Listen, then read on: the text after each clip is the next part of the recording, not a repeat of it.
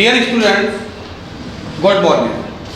I have taught you 8 lessons in the English literature. I think that these lessons are enough for your exam. But I have told only one tense, present indefinite tense. So today I am going to teach you about the past indefinite tense. Past indefinite tense. जैसा कि हमने पहले tense में बताया था कि किसी भी टेंस की लिए आपको 4 चीजें जानना बहुत जरूरी होता है और ये हर एक टेंस की अलग अलग जाननी ही पड़ेगी, क्योंकि जो 4 चीजें होती हैं वो हर टेंस की अलग अलग होती हैं। फर्स्ट ऑफ ऑल आईडी, हर टेंस की अपनी आईडी अलग होती है। अतः उस वाक्य को डिसाइड करने के लिए कि ये वाक्य हमारा किस टेंस का होगा, आईडी जानना बहुत जरूरी है। 12 टेंस सीखने हैं, हर एक की अपनी आईडी होगी। तो पहली चीज हमारी वो आईडी होगी। दूसरी चीज उसकी हेल्पिंग वर्ब, हर टेंस की हेल्पिंग वर्ब भी अपनी अलग अलग होती है, तो उस हेल्पिंग वर्ब। और तीसरी चीज हेल्पिंग वर्ब का यूज, क्योंकि किसी टेंस के अंदर एक हेल्पिंग वर्ब होती है, किसी में 2 होती है, किसी में 3 होती है। जब 2-2, 3-3 हेल्पिंग वर्ब है तो हमको किस हेल्पिंग वर्ब का प्रयोग कहां करना है, तो उस हेल्पिंग वर्ब का प्रयोग, ये 3rd नंबर चीज हुई। और 4th नंबर होती है कि फाइनाइट वर्ब में हमें क्या करना है। हेल्पिंग वर्ब का चलो हमने प्रयोग सीख लिया, तो फाइनाइट वर्ब में क्या करना है। ये 4 चीजें हमको हर टेंस की अलग अलग जानकारी करनी पड़ेगी, हर एक चीज को अलग अलग देखना पड़ेगा।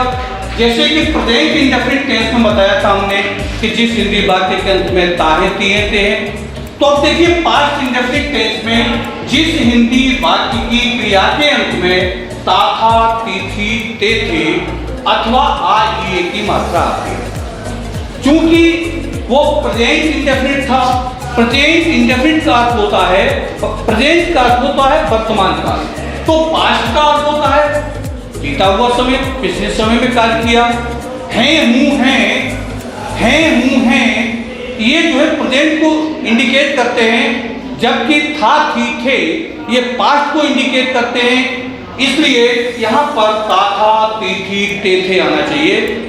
कभी कभी वाक्यों को ता था, ती थी, ते थे न बोलकर मात्रा से संबोधित करते थे और वो आ ई की मात्रा होती है। जैसे राम पुस्तक पढ़ता था तो हमने बोल दिया राम ने पुस्तक पढ़ी। वह खेल खेलता था, उसने खेल खेला, आका डंडा आ गया। वे बाजार गए, तो आज ये की मात्रा वाले भी वाक्य जो है हमारे इसी टेंस को बिलोंग करेंगे, पास्ट इंडेफिनिट टेंस को।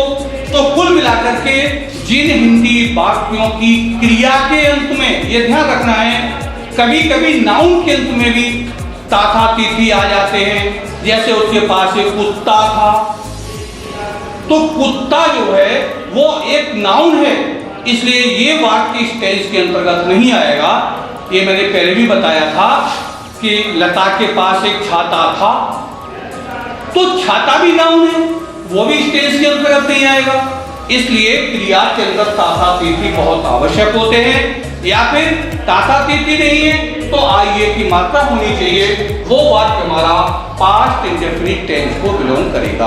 पहली चीज हमने देखी कि इस पहचान के आधार पर हमने डिसाइड किया कि ये वाक्य हमारा पास्ट इंडेफिनिट टेंस का है। अब दूसरी चीज आती है, दूसरी चीज हेल्पिंग वर्ब, क्योंकि हर टेंस की अपनी अपनी हेल्पिंग वर्ब अलग अलग होती है। तो देखिए इसकी हेल्पिंग वर्ब डिड होती है।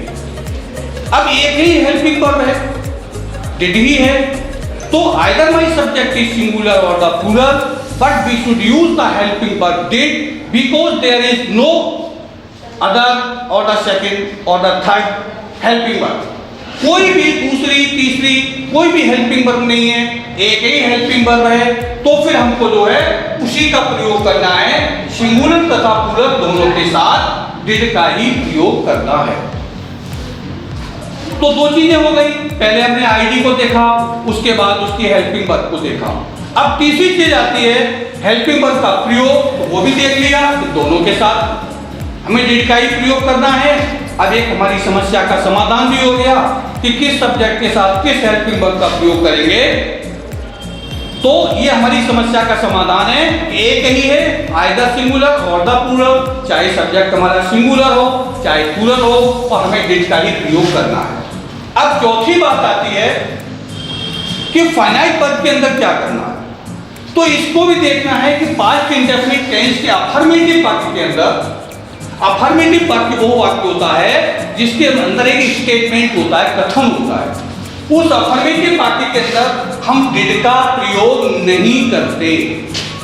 अफर्मेटिव पास्ट इंडेफिनिट टेंस का वाक्य होता है, उसमें डिड का प्रयोग नहीं किया जाएगा और हम जो है मुख्य क्रिया की सेकंड फॉर्म लगाते हैं। जिस तरह से प्रेजेंट इंडेफिनिट टेंस के अंदर भी अफर्मेटिव वाक्य में हम टू डज का प्रयोग न करके, यदि हमारा subject third person singular number होता है तो एस और ईएस का प्रयोग करते थे। माने हेल्पिंग वर्ब डू वर्ड्स का प्रयोग नेगेटिव और इंटरोगेटिव वाक्यों में करते थे। ठीक इसी प्रकार से पास्ट इंडेफिनिट टेंस के अंतर्गत भी हम जो है डिड का प्रयोग अफर्मेटिव में नहीं करते हैं और सेकंड फॉर्म का प्रयोग कर देते हैं। लेकिन जब ये वाक्य हमारा नेगेटिव अथवा इंटरोगेटिव होता है, उस समय पर हम हेल्पिंग वर्ब डिड का प्रयोग करते हैं। लेकिन ध्यान रहे, मुख्य क्रिया की फर्स्ट फॉर्म लगाते हैं, क्योंकि डिड स्वयं में सेकंड फॉर्म होती है, डू डिड डन। तो डिड का जब प्रयोग हो जाएगा तो फाइनाइट वर्ब की फर्स्ट फॉर्म लगेगी, और अफर्मेटिव वाक्य के अंदर जब डिड का प्रयोग नहीं होगा उस समय पर हम सेकंड फॉर्म लगाएंगे। इस नियम को बहुत ही अटेंटिवली ध्यानपूर्वक समझना चाहिए। और ये हमसे गलती हो जाती है कभी कभी कि हम जो है कभी तो डिड के साथ ही सेकंड फॉर्म लगा देते हैं, या फिर अफर्मेटिव वाक्य में डिड का प्रयोग कर देते हैं और फर्स्ट फॉर्म लगा देते हैं। इस तरह के जो वाक्य होते हैं वो हमारे ग्रामर की दृष्टि से गलत हो जाते हैं। तो हमेशा ध्यान रखना है कि in the past indefinite tense we shouldn't use the helping verb that is did in the affirmative sentence. At that time we should write down the second form of the finite verb. But did is used in the negative or the interrogative sentences. At that time we should write down the first form of the finite verb. It is the most important tool to understand in the past indefinite tense. तो जो चार चीजें हमने जो बताई पहले से, वो चार चीज इसकी आपको ठीक प्रकार से याद करनी है कि इसकी सबसे पहले आईडी क्या होती है, उसके बाद हेल्पिंग वर्ब क्या होती है, हेल्पिंग वर्ब का यूज क्या होता है, और फिर उस की फाइनाइट वर्ब में हमें क्या करना है। ये चार चीजें जो पास्ट इंडेफिनिट टेंस की, ये हमने अभी आपको लिखाई, समझाई, व्हाट्सएप पे भी ये भेज दिया गया होगा। अगले वीडियो में हम आपको जो है इस ट्रांजिशन कैसे करेंगे इस टेंस के वाक्यों का, वो हम आपको दिखाएंगे। और मुझे आशा है कि आप सभी लोग बहुत ही हमारे साथ ठीक प्रकार से शेयर करेंगे, वीडियो को देखें, उसको बार बार पढ़ करके समझने का प्रयास करें। Thank you.